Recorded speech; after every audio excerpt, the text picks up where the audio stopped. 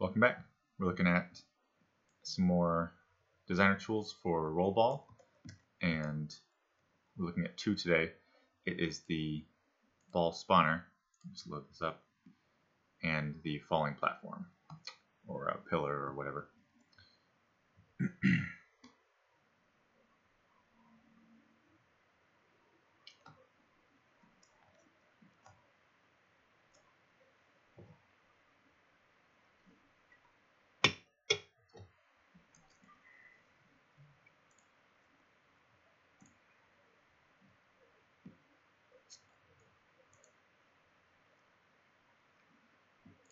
Welcome back. Today we're looking at two more designer tools. Right now we have a falling platform, the pillars, and a ball spawner for rolling obstacles. So let's look at how these are set up and then make a new one to show how to create them.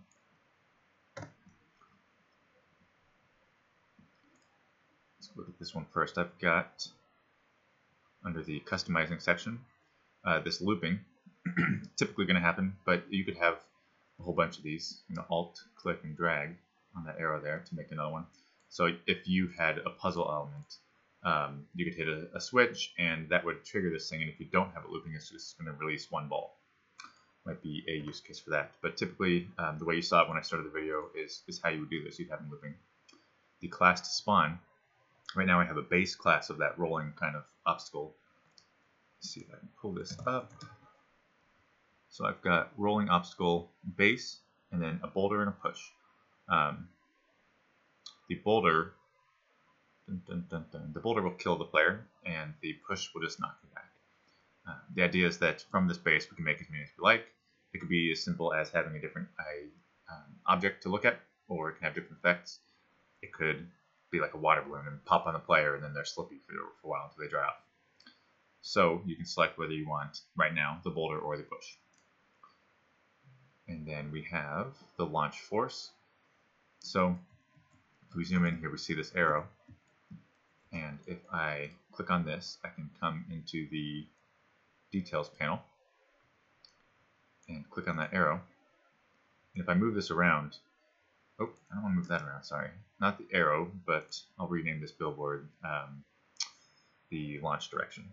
So if I put it up here, it's going to add an impulse in that direction from wherever it spawns.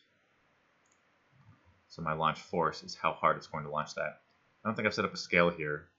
I'll create it from like 1 to 10 to where it's like a small amount up to as far as it's reasonable to send it. I'll reset this for now so that it's just dropping them down. I have no force added, and I have no change in direction, so it's just going to drop them down.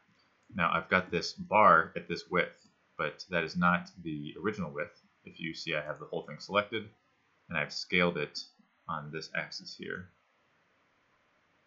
So it's locked, meaning whenever I change one, it's going to change all of them. So I'll undo that. And the idea of this, I can actually, it looks like I want to spawn or change the whole thing's scale. Cool. Yeah, so the idea of this is that this box represents every space that the balls can spawn from. So if I just wanted a small space, I would have a small box. If I wanted it to have only fall from that one column, but be able to fall from a longer width, I do it that way. So undo, do this. An example would be, instead of rolling down this hill, it could be raining down on this player over this sphere. So I can just put one above it and scale it up in that way. So that's it for this one. We covered all the features. The spawn rate. So I have them spawning once every second on this. And I'll put a cap on it because it would get ridiculous and it wouldn't be able to handle it. But you'll be able to spawn as many as you want within that range per second. Right here, I am alt clicking and dragging on both of these. So it's click, control click, alt, drag. That's creating a duplicate of it. So that is me setting this up. Let's go ahead and duplicate all of this as well. Actually, we'll just extend you out, duplicate you,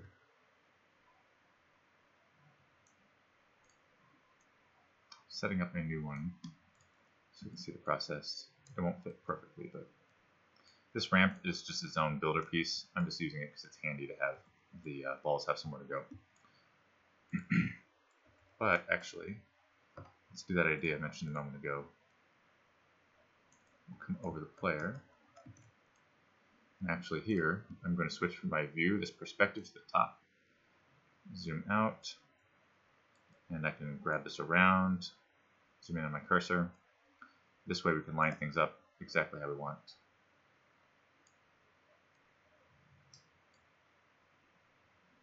I've got that large sphere. I don't think that's something I want so large. I'm going to go based off of this box and we'll see if that looks right. So we'll switch back from top to perspective, saving everything. Because I have this in multiple maps, it's saving across maps. It takes a little longer. And once that's done, we'll mess with the rest of the settings. I'll have them spawn faster so that we can see what that's like.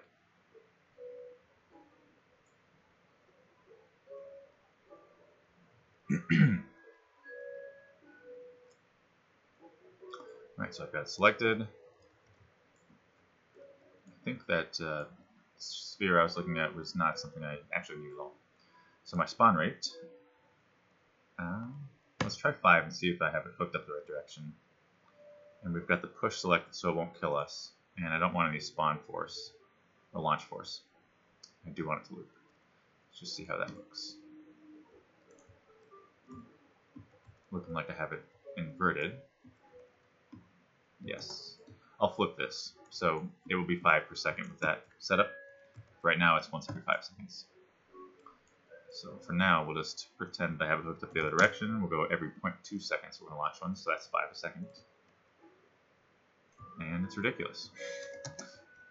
You can see these balls have like a 5 or 4 second lifetime, so they'll be disappearing as they go, but it's still going to be a little bit too crazy for the engine because it's calculating physics on all of these. The way that it's pushing it is these have simulated physics and they have mass, so it's going to be launching them based on how fast they're moving. So when they're falling straight down, I mean, it's not that much of an impact. It'll just be annoying. So let's go ahead and get rid of that. We've seen how that works. And then these guys are, oh, well, let's simulate it.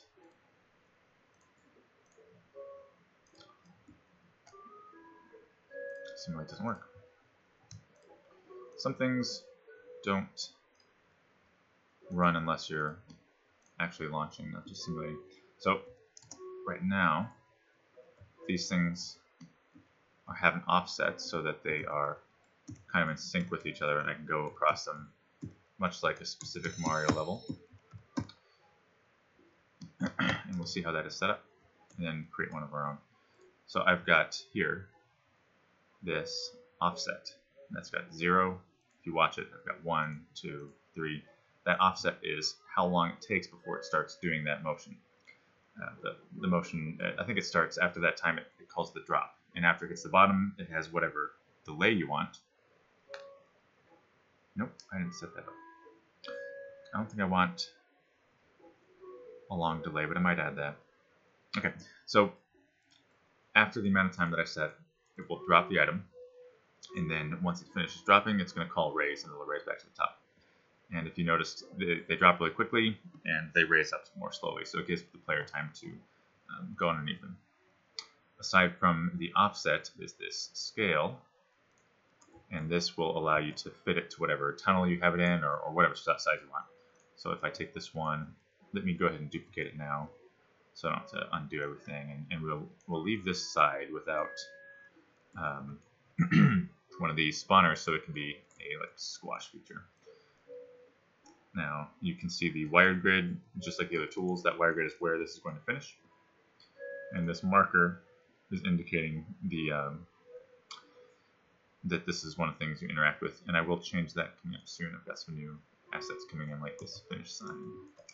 So let's go ahead and look at customizing this. If I just start it without changing anything, it's actually a duplicate, so I think it's just running off of the other logic.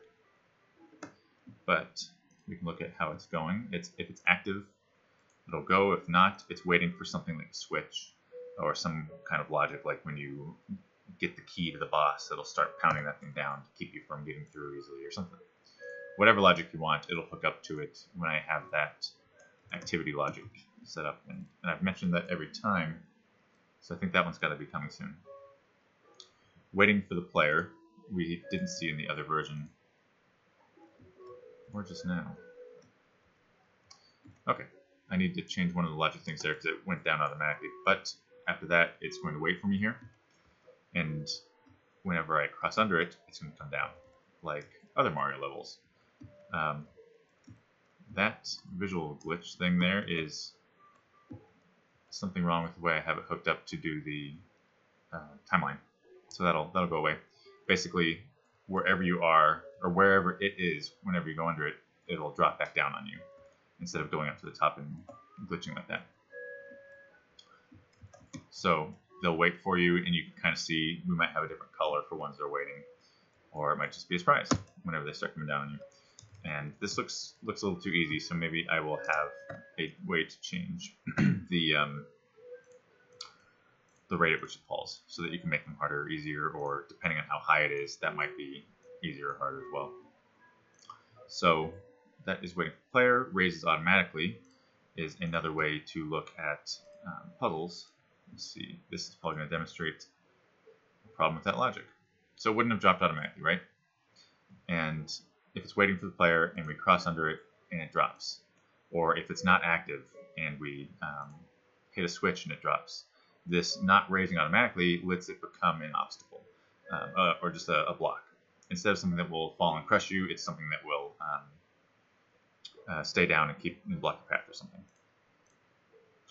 We'll leave that on for now, and we don't want it to wait. Our pillar scale is straightforward.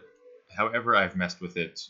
Scaling it here has been a problem, so scaling it on this side just lets us dial in, and as before, use the enter key so that you can keep it on the same thing as you look around. I think I'll center that in a second, and it looks like maybe let's do 7 by 7, and our Z, I mean, we can have it whatever we want. It can be a little pancake or it can be huge, but one of the ideas for a tall slender one would be like a piston kind of effect, where you would want it to look like it's in some kind of machinery or something, whereas this is like a slab to fall. So we have it huge, right, and it's falling through the floor, and it doesn't have very far to fall, and if we want to change that, I've got the whole thing selected, and I can just move it up. And this is like our default travel distance, which isn't really probably ever going to be ideal, but it's good because they're close together and you can see the item before you start moving around. So I will manipulate this start and end point as I want to separate how far, or create how far it's going to have to travel. So selecting that endpoint, I will drag it down to just at the floor, and I'm going to come back up to the top view so I can center that how I want it. And if you saw it only move one of those, it's because I'm still only moving the endpoint. It would work to have it like move on an angle, but I haven't. I guess that would be nice to have like a horizontal block. And this could actually even be like an elevator too, if you just put it on the bottom and have it coming up. Much the same way I suppose a Drake platform would work. So let's run this. And our squisher is ready. I don't know what the default here is. It just pushes you. And I think I've got Control B to navigate to the item in the directories. I've got a pillar base and a pillar crush. So just like the rolling obstacle, I need to make another one of these. And this is real quick, just a moment, but whenever I have the crush one on, as soon as this block touches the player, they'll die. And then with the push one, it'll do more like what you saw, where it launches you. And I think I might now have done that because it's kind of funky to have this thing just like squish you through the floor. But it could definitely have some applications, maybe something like pinball or whatever to knock you around, give you a lot of velocity. maybe at times you wouldn't want, maybe at times you would. So that would give it more of a utilitarian tool function, like it would move from obstacles to mobility in that way, in a couple ways. Another thing you might have noticed is that I've got our directories blue for certain ones. This is in line with the Trello board. Let's head over to it. I have our labels here. Content building is blue. Any tasks that have that blue label is going to be a task for content builders, or that focuses on that work. So if you found one you want, you don't have a task that you feel like working on, you can come see what is wanted on that Trello board, and then you can just follow the folders. If it's a level building task, these are all of the places that you will find things for you. So we have described the use of each of these and then shown how to create one. And this has been another level designer demonstration.